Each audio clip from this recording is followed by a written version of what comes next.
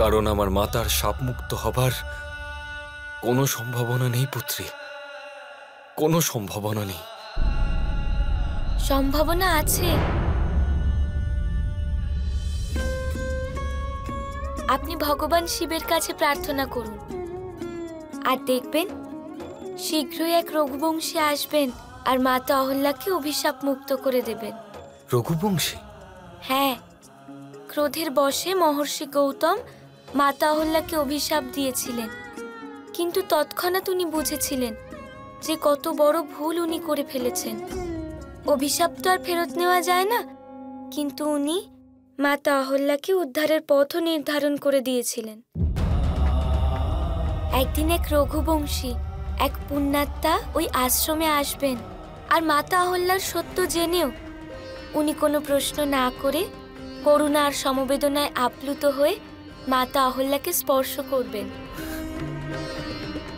সেই মুহূর্তেই মাতা অহল্যা অভিশাপ মুক্ত হবেন। সত্যপুত্রী? কিন্তু তোমায় এসব কে বলল? আমি নিজে শুনেছি, যখন মহর্ষি গৌতম পিতাশ্রীকে একথা বলছিলেন। অর্থাৎ আমার মাতা শাপমুক্ত হবার সম্ভাবনা আছে, আর আমি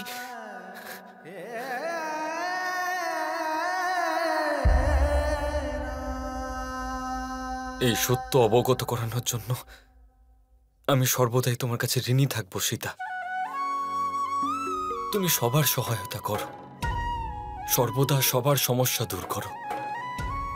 যতক্ষণ তুমি মিথিলায় আছো, মিথিলার কোনো সংকট হতেই পারে না। সংকট এসেছিল তো সংকোষা থেকে? হ্যাঁ পুত্রী, মহারাজ কুশধ্বজ যুদ্ধ করে সেই সংকট তো দূর করেছেন। কিন্তু এখন তো ছোট পিতাশ্রী সংকোষাতেই থাকেন। যদি তেমনই আবার কোনো সংকট আসে, তবে কে রক্ষা করবে আমাদের?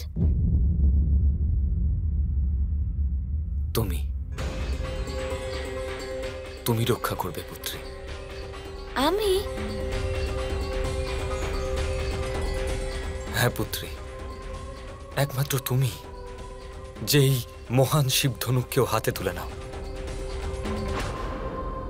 আর যে কোনো পরিস্থিতির মোকাবিলা করতে পারো তুমি।